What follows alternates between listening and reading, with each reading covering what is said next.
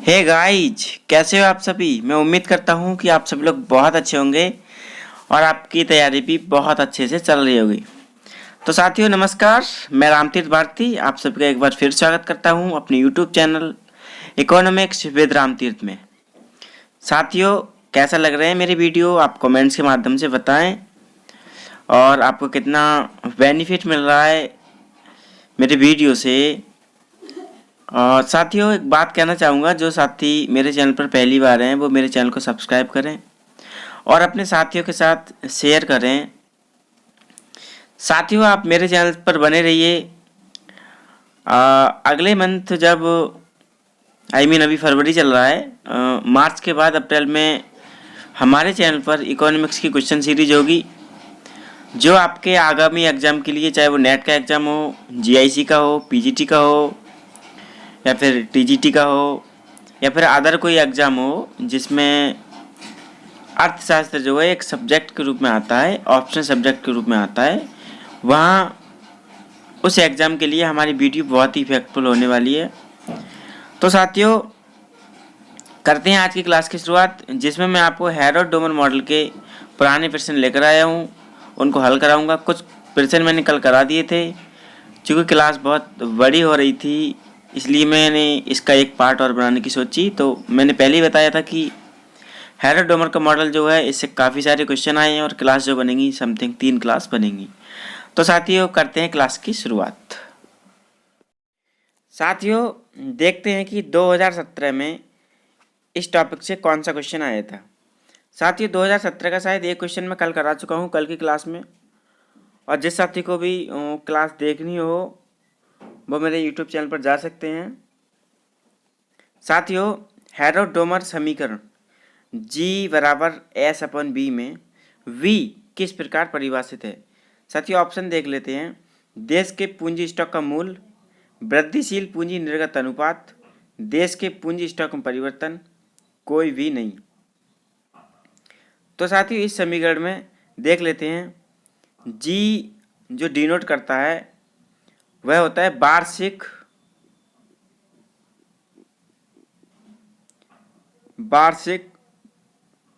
वृद्धि दर को, वार्षिक वृद्धि दर को। S बराबर होता है बचत दर, बचत दर। साथियों V बराबर होता है वृद्धिशील पूंजी निर्गत अनुपात। तो नंबर 2 ऑप्शन सही है। साथियों आगे बात करेंगे हम 2016 में आए प्रश्न की। समृद्धि के हैरोल्ड मॉडल में निम्नलिखित में से कौन उत्पादन फलन मॉडल की मान्यताओं के सर्वाधिक अनुरूप है। तो साथियों जो हैरोल्ड डोमर का मॉडल होता है, इस मॉडल की मान्यताओं के सर्वाधिक अनुरूप जो होता है वह होता है लियोनटिफ उत्पादन फलन। साथियों लियोनटिफ उत्पादन फलन, ये क्वेश्चन 2010 से पहले भी कई बार पूछा गया था। चूँकि मैं आपको केवल 2010 तक के प्रश्न ही सॉल्व कराता हूँ, तो मैं आपकी जानकारी के लिए बता दूं कि ये क्वेश्चन पहले ही पूछा जा चुका है, रिपीट क्वेश्चन है ये, और आगे भी पूछने की बहुत संभावना है। तो आप इस क्वेश्चन को बहुत अच्छे से याद रखें। साथियों देखते हैं 2015 में इस टॉपिक से कौन सा क्वेश्चन पूछा गया था।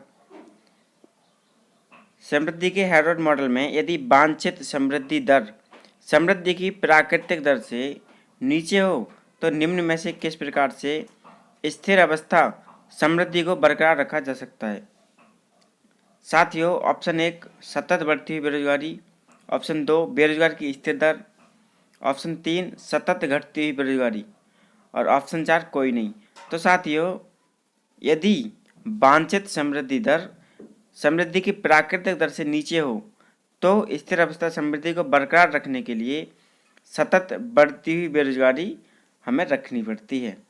साथियों आगे क्वेश्चन देखेंगे। 2015 में एक क्वेश्चन और पूछा गया था। साथियों ये जो क्वेश्चन पूछा गया था 2015 में, ये बिल्कुल सेम क्वेश्चन था, क्योंकि 1 जुलाई के एग्जाम में पूछा गया था, या जुलाई में होता है या फिर जून में होता है, और एक क्वेश्चन दिसंबर में पूछा गया था। चूँकि साथियों पहले यूजीसी नेट के जो ऑप्शनल सब्जेक्ट वाले पेपर होते थे वो 2 पेपर होते थे, सेकंड और थर्ड पेपर। फर्स्ट पेपर बिल्कुल अलग होता था। तो ये क्वेश्चन जो है एक जून में पूछा गया था इनमें से, और एक दिसंबर वाले एग्जाम में पूछा गया था। और ये दोनों क्वेश्चन साथियों बिल्कुल सेम क्वेश्चन थे, वहाँ पर सतत कर दिया गया है या निरंतर कर दिया गया है। तो साथियों इस टॉपिक को आप बहुत अच्छे से पढ़ें, क्योंकि इस टॉपिक से क्वेश्चन काफ़ी बार पूछा गया है और बहुत ज़्यादा क्वेश्चन पूछे गए। साथियों आगे बात करेंगे, एक क्वेश्चन और पूछा गया था इस टॉपिक से 2015 में। हेरोड के अनुसार तटस्थ तकनीकी प्रगति क्या कहा जाता है। साथियों जैसे कि आपको पता है कि हेरोड के मॉडल में जो तकनीकी थी वो तटस्थ थी, मतलब तकनीकी जो चेंज नहीं होती है, जो तकनीकी पहले यूज हो रही थी वही अब यूज होती है। हम तकनीक को हेरोड के मॉडल में चेंज नहीं कर सकते। साथ ही पूंजी संवर्धन वाली, श्रम संवर्धन वाली, दोनों श्रम और पूंजी संवर्धन वाली। नंबर 4 उत्पादकता बढ़ाने संबंधी। तो साथियों जो तकनीकी प्रगति को कहा जाता है हेरोड के मॉडल में, उसे कहा जाता है श्रम संवर्धन वाली तकनीकी। साथियों आगे बात करते हैं, एक क्वेश्चन और पूछा गया था 2015 में इस टॉपिक से। समृद्धि सिद्धांत में निवेश के क्षमता सृजन पहलू को ईडी डोमर द्वारा विस्तार से बताया गया। साथियों यह ईडी डोमर टाइप हो गया या ईडी डोमर नहीं होगा। यह क्वेश्चन ये था कि समृद्धि सिद्धांत में निवेश के क्षमता सृजन पहलू को किसने विस्तार से बताया। तो साथियों ये बताया था ईडी डोमर ने। निवेश को जो विस्तार से बताया है वो ईडी डोमर ने बताया है। जब आप मेरे पहली क्लास देखेंगे तो उसमें मैंने इसको विस्तार से मैंने भी बताया है, और इसके सेकंड क्लास में भी मैंने इसको विस्तार से बताया है। क्योंकि मैंने सेकंड जो क्लास दी है आपको, उसमें मैंने दोनों मॉडलों का बहुत अच्छे से विश्लेषण किया है, आप उन्हें देख लें। अगर आप मेरी दोनों क्लास को देखेंगे तो कोई भी क्वेश्चन नहीं छूटेगा। साथियों आगे बात करेंगे हम 2013 में आए क्वेश्चन की। साथियों 2013 में एक सुमेलित वाला क्वेश्चन जो आते हैं सुमेलित करने को, उसमें क्वेश्चन आया था छुरीधार संतुलन। तो साथियों जब आप मेरी पहली क्लास देखेंगे वहाँ से आपको इसका आंसर मिल जाएगा। छुरीधार संतुलन जो है वो हेरोड से संबंधित है, इसको हेरोड ने बताया था।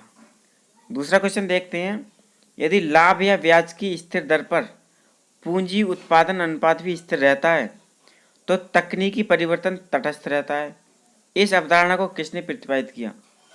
चूँकि साथियों हेरोड डोमर का जो मॉडल है उसमें तकनीकी को हम क्या मानते हैं, तटस्थ मानते हैं।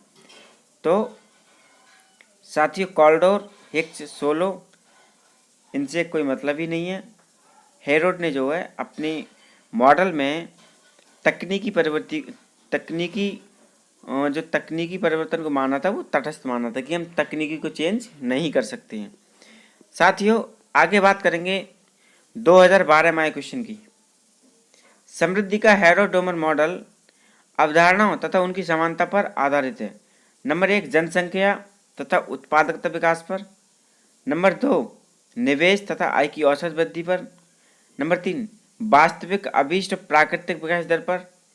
नंबर 4 उत्पादकता समृद्धि तथा निवेश समृद्धि पर। तो साथियों हेरोड डोमर का जो मॉडल है वह वास्तविक अभीष्ट और प्राकृतिक वृद्धि दर पर आधारित है। साथियों जब आप मेरी पहली क्लास देखेंगे वहां से इसका आंसर आपको मिल जाएगा। तो साथियों आगे बात करेंगे हम 2012 में क्वेश्चन और आया था, निम्नलिखित में से कौन सी हेरोड के समृद्धि प्रारूप की मान्यता नहीं है। तो साथियों वांछित पूंजी उत्पाद अनुपात स्थिर है, ये बात बिल्कुल सही है। हेरोड के मॉडल में वांछित पूंजी उत्पाद अनुपात जो है वो स्थिर रहता है। अर्थव्यवस्था में बचत वास्तविक आय का स्थिर अनुपात है, ये बात भी बिल्कुल सही है। हेरोड के मॉडल में अर्थव्यवस्था में बचत वास्तविक आय का स्थिर अनुपात होती है। नंबर 3 बात करेंगे श्रम बल विकास उसी बहिर्जात निर्धारित स्तर एक्सपोनेंशियल घातीय दर पर होता है, ये बात भी साथियों बिल्कुल सही है। चौथा ऑप्शन घटक मूल दीर्घकाल में नम होते हैं। साथियों ये बात बिल्कुल गलत है, ये इस मॉडल से संबंधित नहीं है। तो साथियों इसका आंसर हो गया घटक मूल दीर्घकाल में नम होते हैं। साथियों आगे बात करेंगे हम, ये क्वेश्चन 2012 में ही और पूछा गया था।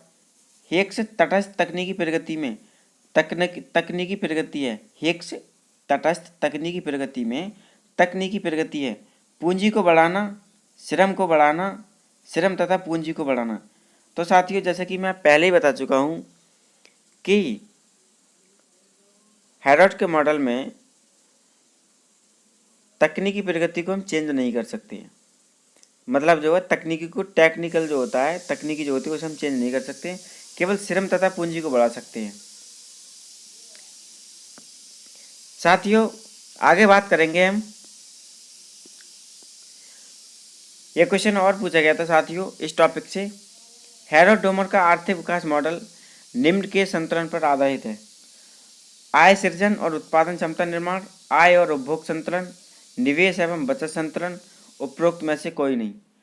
तो साथियों हैरोल्ड डोमर का जो आर्थिक विकास मॉडल है वह आय सृजन और उत्पादन क्षमता निर्माण पर आधारित है। इसके संतुलन पर आधारित है।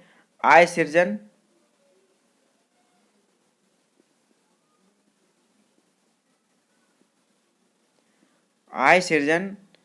और उत्पादन क्षमता निर्माण के संतुलन पर आधारित है। उत्पादन क्षमता निर्माण के संतुलन पर आधारित है। साथियों बात करेंगे 2010 में आए प्रश्न की। साथियों तो 2010 में जो प्रश्न आया था वह ये था: समृद्धि की वांछित दर का हैरोल्ड मॉडल समीकरण निम्न के द्वारा निरूपित होता है।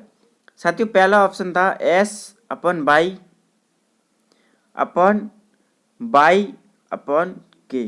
तो साथियों ये गलत है, क्योंकि हैरोल्ड का जो मॉडल है वह बचत और आय द्वारा निरूपित होता है। बचत और आय द्वारा, इनके दोनों के अनुपात के द्वारा ये निरूपित होता है। तो ऑप्शन सेकंड सही है। तीसरा ऑप्शन था 1/K, इससे कोई मतलब नहीं है। चौथा ऑप्शन नन ऑफ दिस था ही। तो साथियों आज की क्लास आपको कैसी लगी हमें कमेंट्स के माध्यम से ज़रूर बताएं। और जो साथी मेरी क्लास को पहली बार देख रहे हैं या जो मेरे चैनल पर पहली बार हैं वो साथी मेरे चैनल को सब्सक्राइब करें, अपने साथियों के साथ शेयर करें। ऐसे ही अच्छे अच्छे टॉपिक जो यूजीसी नेट एग्ज़ाम के लिए बहुत मोस्ट हैं और जहाँ से समथिंग हर बार क्वेश्चन पूछा जाता है, लगभग हर बार क्वेश्चन पूछा ही जाता है, वह टॉपिक मैं आपको लेकर आता रहूँगा। और एग्ज़ाम से पहले मैं समथिंग टारगेट मेरा जो है 50 टॉपिक आपको कंप्लीट करा दूँगा। अगर आपके 50 टॉपिक कंप्लीट होते हैं तो इन टॉपिक से साथियों 40 प्लस क्वेश्चन मेरे टॉपिक से आने की संभावना है, मतलब मेरी क्लासों से आने की संभावना है। बाकी मैं जब क्वेश्चन सीरीज लेकर आऊँगा तो वहाँ मैं सारे क्वेश्चन शामिल करूँगा, तो वहाँ से भी साथियों बहुत ज़्यादा क्वेश्चन आने की संभावना होगी।